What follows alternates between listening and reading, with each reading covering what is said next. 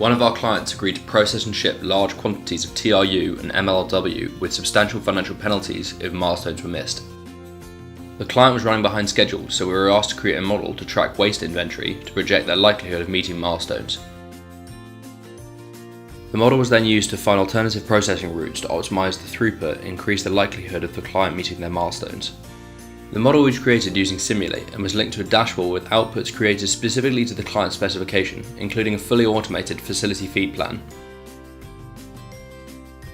By client request, the model was later adapted to include cost analysis to provide financial data to enable the client to use the model as a tool to price future work.